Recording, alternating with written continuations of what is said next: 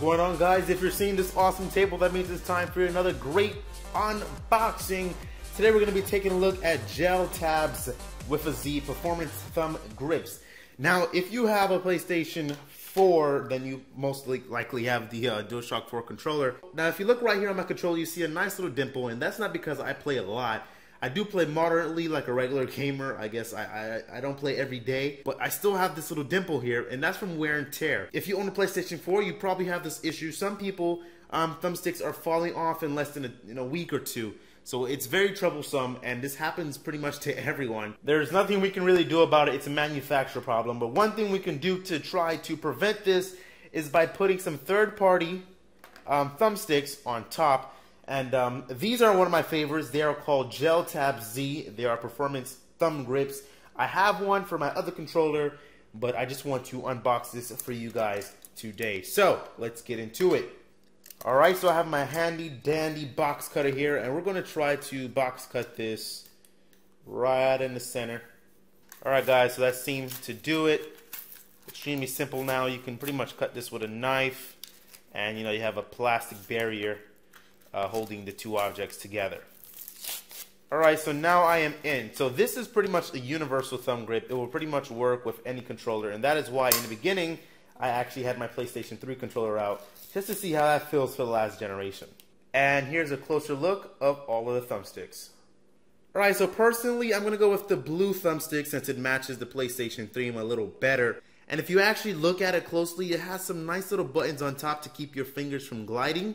Now, one thing that you may not like is it's going to turn it into a convex stick instead of a concave, just like the PlayStation 3. Alright, there you go. So I got it. Yeah, I really do have to turn it inside out. Let's try it again. Inside out. Put it on top and rub it in. There. That was easy. Okay, so that's how it turns out, making your PlayStation look. Using it, it doesn't slip off, which is great. A lot of thumb grips usually stick off. My fingers don't really slip off either, and this also gives you protection. And one thing that you might see is that because it raises it, it actually makes it better for things like shooters where you need more precision. So here you can see how high this is compared to the original. One thing that I like about it is even though it looks like it's grazing the sides, it's really not. And that's one thing that I think is called the frog grips or something does do for the PlayStation 3 controller that this does not. So that's just great. Okay, so that looks a lot better, a lot more discreet, and it looks like PlayStation actually made this. That's great. It mixes with the light bar here, and the black looks more subtle. For some nostalgia, this is how it looks for the PlayStation 3.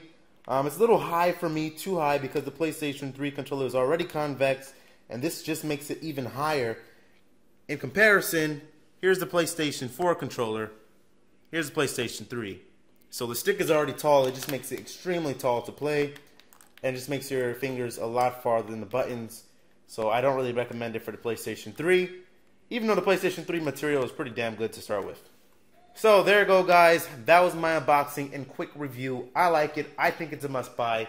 You should go buy it. My name is Nicholas Morrison here, and you have a good day.